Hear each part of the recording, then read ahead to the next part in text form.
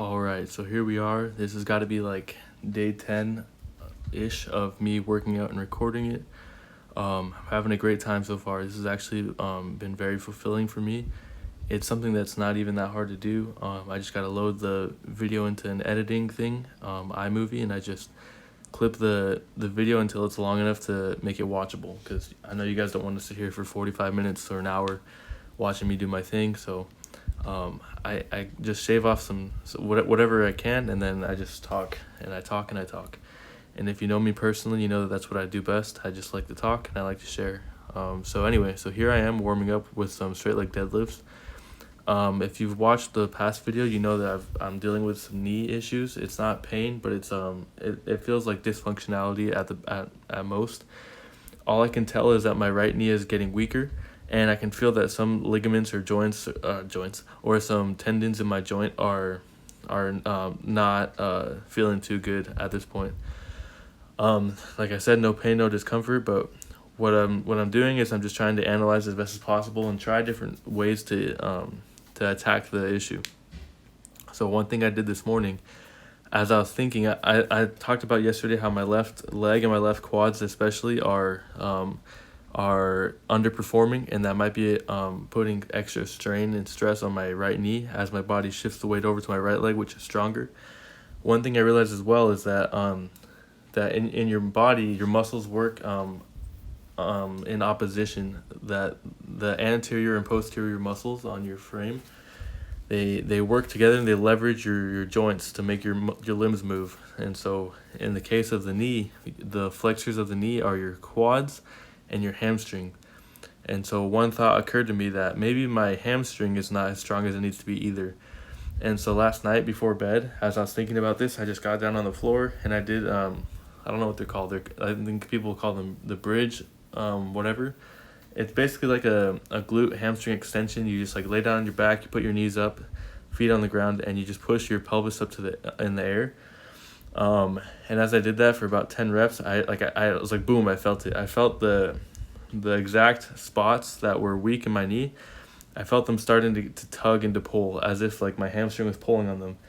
And I think I nailed it on the head. I think my hamstring is not as strong as it needs to be. And what happens when you have a weak muscle is that the muscle starts to get tighter, because knowing that your muscle is weak, the last thing your body wants that muscle to do is stretch, because it knows that it will be more prone to tearing and damaging itself.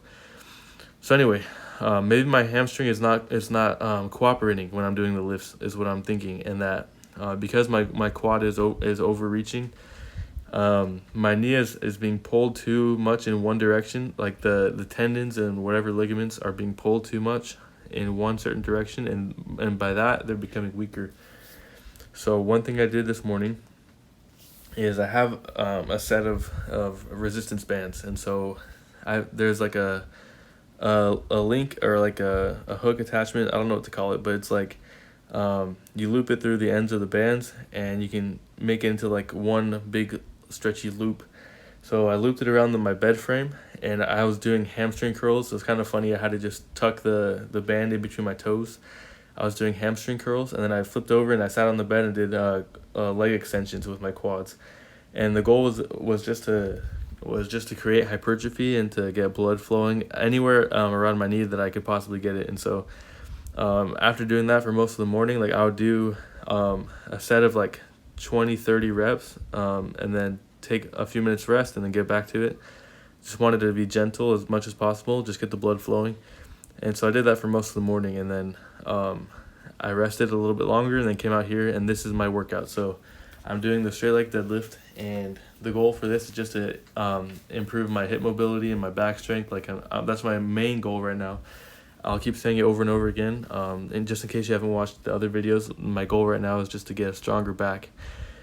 And so one thing that I noticed is that my grip strength is lacking. And so I had to, once the weight got heavier, I had to resort to a hook grip, which is, so there's like the overhand grip, which is normal, which you just hold it.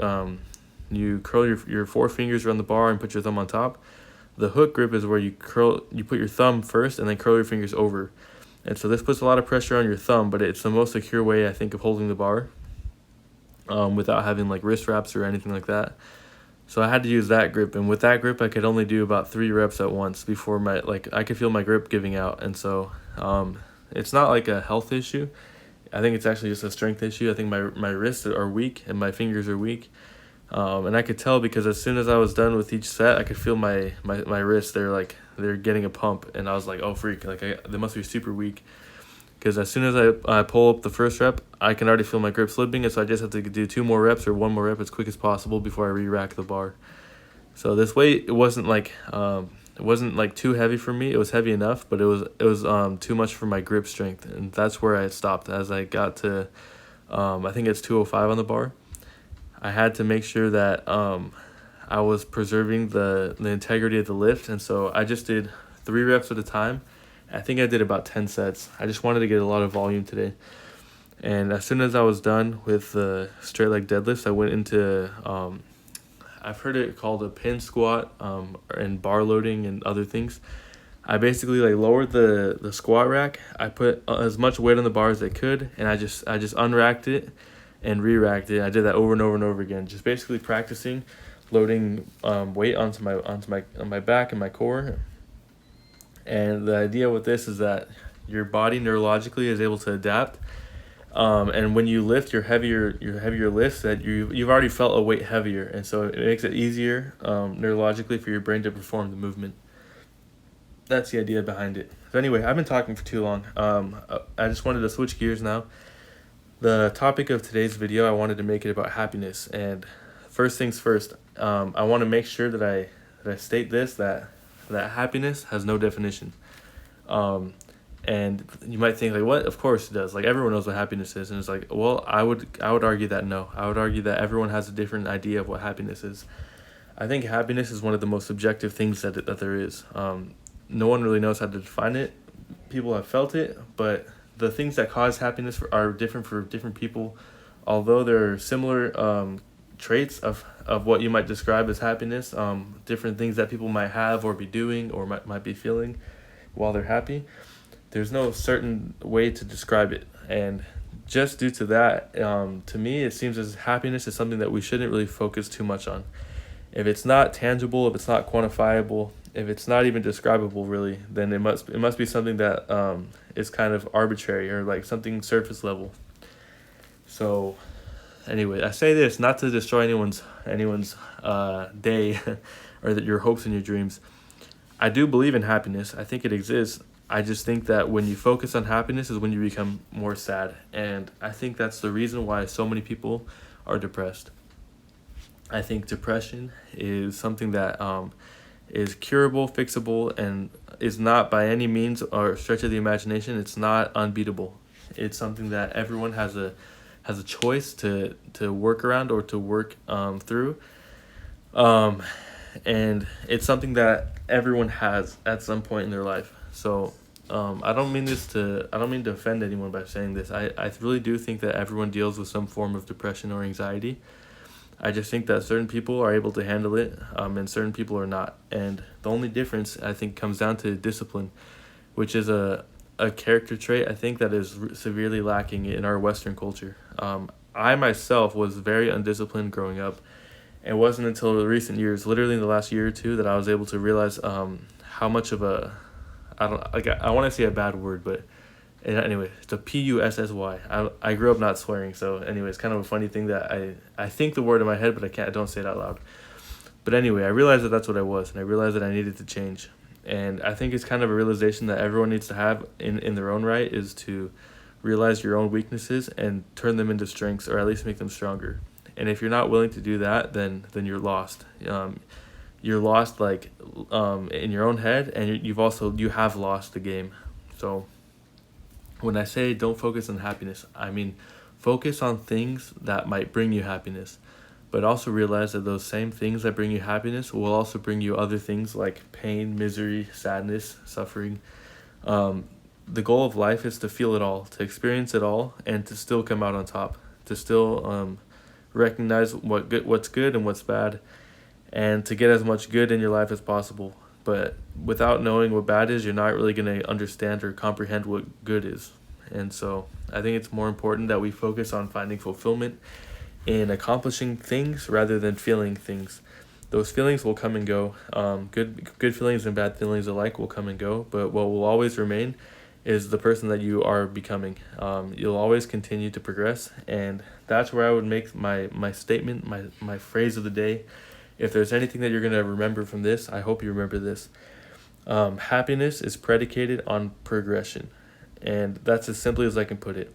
If you're trying to be happy, the only way you can be happy is by progressing. And because you might find happiness at one moment or another, but it won't stay. Happiness will always come and go, and each time happiness will have to come at a greater and greater cost. But know this, that the bigger price you pay, the better the reward. And so as you're struggling with whatever you're going through right now, just realize that it's okay to struggle, but it's not okay to give up. If you give up, then you miss the whole point of life. And the only real thing that will keep you in it is understanding that that happiness and sadness and misery, even joy, all these things, it's just there to test you, basically.